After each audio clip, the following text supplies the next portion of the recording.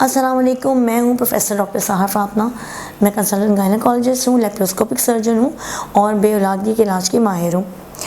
आज मैं आपसे बात करूंगी डायबिटीज़ इन प्रेगनेंसी के बारे में। ज़ियाबतीस की मरीज़ चाहे वो हमल से पहले ज़ियाबतीस के मरीज़ हों या हमल के दौरान पहली दफ़ा इस बीमारी की तशख़ीस हो, उसके लिए क्या करना चाहिए और वो कौन सी चीज़ें हैं जिससे आप अपने आप को इस बीमारी से बचा सकते हैं।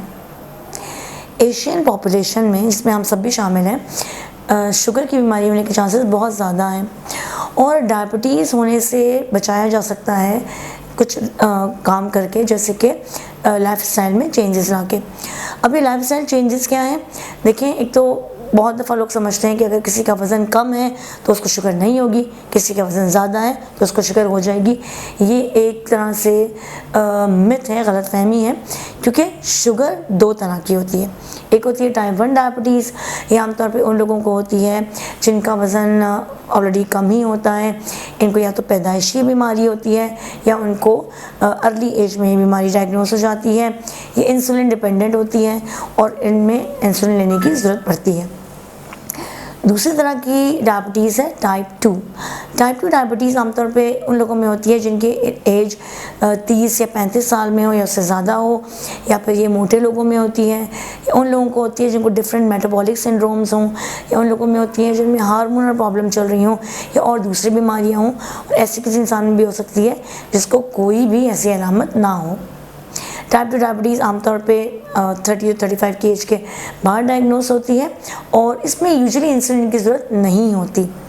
इसमें फर्स्ट लाइन में आपको अपना वज़न कम करना होता है, डाइट कंट्रोल करनी होती है और इसके अलावा कुछ दवाएं दी जाती हैं। और सवाल ये पैदा होता है कि ये जो शुगर की बीमारी है, इससे कैसे बचा जा सकता है। सबसे पहला असूल है कि रोज़ाना वॉक करें, आधे घंटे से 1 घंटे वॉक करें, चाहे आपका वज़न कम हो या ज़्यादा हो। वॉक करने का मकसद ये होता है कि आपकी पूरी बॉडी इस्तेमाल होती रहे। हम जो खाना खाते हैं, हमें उतना ही खाना खाना चाहिए जितना हमारी बॉडी खर्च कर सके, लेकिन अनफॉर्चुनेटली हम खाते ज़्यादा हैं, हमारी बॉडी खर्च कम करती है, क्योंकि हमारा लाइफस्टाइल ऐसा है कि हम गाड़ियों में घूमते हैं, हम ज़्यादातर बैठे रहते हैं, हम अपने हाउस हेल्प रखी होती है जो हमारे डिफरेंट काम कर रही होती है। तो यूजुअली ज़्यादातर लोगों की लाइफ एक जगह पे रिज़र्व होती है या वो एक्टिविटी कम करते हैं, या बहुत से लोगों को आपने सुना होगा कि सीढ़ियाँ चढ़ के कोई चीज़ लेनी होती है तो नहीं जाते, लिफ्ट का इस्तेमाल करते हैं। तो बहुत कुछ ऐसा चेंज हो चुका है जिसकी वजह से जो आपने खाया होता है ना, वहाँ पर इस्तेमाल नहीं कर रहे होते। अगर आप अच्छा खाना खाते हैं और उसको आप इस्तेमाल कर लेते हैं, जैसे आप दिन में एक्टिविटी ज़्यादा करते हैं, वॉक करते हैं, एक्सरसाइज करते हैं, गेम्स खेलते हैं, तो ऐसे लोगों को शुगर नहीं होती है आमतौर पर। अगर आपको वॉक करनी है तो आप वॉक किसी भी वक्त कर सकते हैं, सुबह के वक्त या शाम में। यूजुअली हम कहते हैं कि 35 से 40 मिनट की ये वॉक ज़रूर होनी चाहिए। आप चाहे तो 1 घंटा भी कर सकते हैं और वॉक करना इतना मुश्किल नहीं हो सकता। आप इंडोर भी कर सकते हैं और आउटडोर भी कर सकते हैं अगर आप करना चाहें तो। दूसरा, जो लोग एक्सरसाइज या जिम से परेशान होते हैं और बोर भी हो जाते हैं, उनको डिफरेंट गेम्स खेलने चाहिए, जैसे बैडमिंटन है और दूसरे स्पोर्ट्स हैं। इनसे क्या होता है, जैसे बैडमिंटन मैंने कहा, ये एक हाउस होल्ड गेम है, आप घर में भी आराम से खेल सकती हैं। तो कुछ ऐसे गेम खासतौर पर ख़वातीन के लिए जो कहती हैं कि हमसे वॉक नहीं हो सकती, मैं बाहर जिम नहीं जा सकती, आप कुछ गेम्स एक्टिविटीज़ करें जो आपको फिज़िकल एक्टिविटी में इन्वॉल्व करें, बॉडी एक्सर्ट करें। और जब बॉडी एक्सर्ट करती है तो आपका खाया पिया आपकी बॉडी को समझे लगता नहीं है और इस तरह आपका इंसुलिन रेजिस्टेंस नहीं बढ़ता। दूसरी बात है, इंसुलिन रेजिस्टेंस तब बढ़ जाता है जब आपको हार्मोनल प्रॉब्लम्स भी हों, जैसे कुछ ख़वातीन को पॉलीसिस्टिक ओवरी होती है और इंसुलिन रेजिस्टेंस होता है, पीरियड्स इरेगुलर होते हैं, उनकी भी पीछे अंडरलाइंग कॉज इंसुलिन रेजिस्टेंस हो सकती है। और जब आपका वज़न बढ़ने लगता है तो भी इंसुलिन रेजिस्टेंस होती है। अच्छा, एक तरह की साइकिल होती है। अगर आपकी इंसुलिन रेजिस्टेंस है और आपका वज़न बढ़ना शुरू हो गया तो आपकी इंसुलिन रेजिस्टेंस बढ़ती रहेगी, वो मज़ीद आपका वज़न बढ़ाती रहेगी, और जब वज़न बढ़ता रहेगा तो मज़ीद इंसुलिन रेजिस्टेंस बढ़ा सकेगी। इंसुलिन रेजिस्टेंस होता क्या है? हमारे ग्लूकोज को बॉडी के सेल के अंदर चाहने के लिए इंसुलिन चाहिए होता है। अगर इंसुलिन का रिस्पांस नहीं दें हमारे सेल्स, तो बॉडी में जो शुगर होती है वो हमारे खून में शामिल रहती है और हमारे सेल्स के अंदर नहीं जाती, जिसकी वजह से आपकी ब्लड शुगर बढ़ जाती है और इसकी वजह से आपको डिफरेंट प्रॉब्लम्स होती हैं। ये ब्लड शुगर सिर्फ वज़न नहीं कर रही, ब्लड शुगर अगर बढ़ जाए तो ये आपका ना सिर्फ वज़न बढ़ाती है, आपको दिल के आर्जे में बदला करती है, आप ब्लड प्रेशर के मरीज़ होते हैं, आपको स्ट्रेस हो सकता है, आपके हार्मोन्स ख़राब हो जाते हैं। औरतें बच्चे का इलाज करा रही होती हैं, उनके बच्चे नहीं होते, बच्चे ज़ाया हो सकते हैं। और अगर प्रेग्नेंट औरत को शुगर हो जाए तो उसके बच्चे को एबनॉर्मलिटी होने के भी चांसेस हैं, और ये भी हो सकता है कि उसका बच्चा आगे जाके ज़िंदगी में खुद शुगर का मरीज़ हो जाए। तो ये एक लाइफस्टाइल चेंज एक इतनी बड़ी की है जो अगर आप हाथ में पकड़ लें तो आप शुगर की बीमारी से आराम से बच सकते हैं।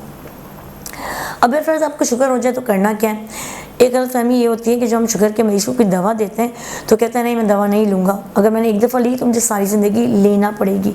ये गलतफहमी, ऐसा नहीं होता। अगर आप अपनी वेट रिड्यूस करें, डाइट कंट्रोल करें, लाइफस्टाइल चेंजेस लेकर आएँ अपने अंदर, तो दवाओं की डोज हम कम करते हैं और बहुत से केसेस में दवाएं हम बंद ही कर देते हैं।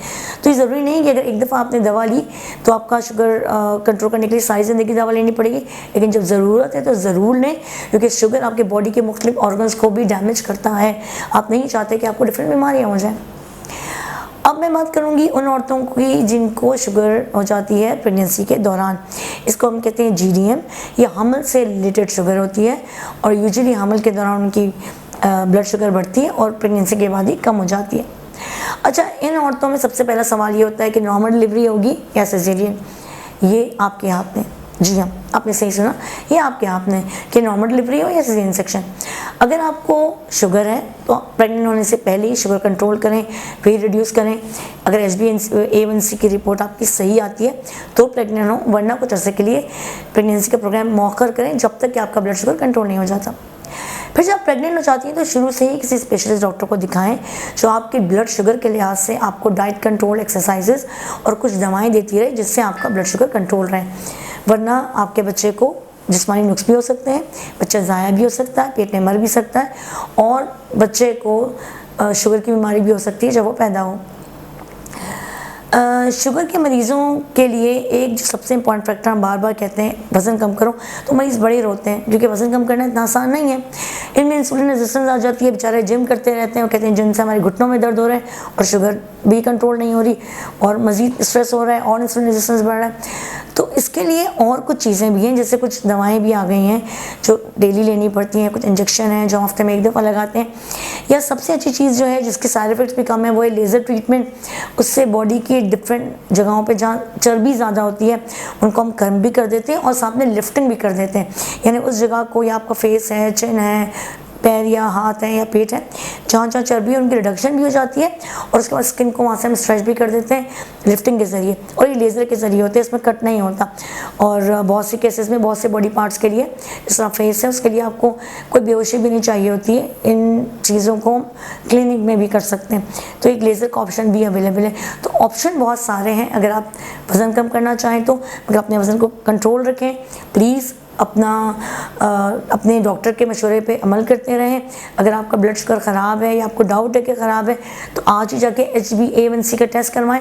और अगर आपको रिलेटेड कोई इशू है, प्रेगनेंसी में आपको शुगर है या आपको कोई और प्रॉब्लम्स हैं हार्मोनल और आपको वज़न भी बढ़ रहा है तो मुझे मेरे क्लिनिक में आके विज़िट करें ताकि हम आपका सही से इलाज कर सकें। मैं अल्तमश जनरल हॉस्पिटल में क्लिनिक करती हूँ पीर से जुम्मे तक 1 से 4 बजे और सैटरडे को 6 से 8 बजे। Thank you so much for watching this video.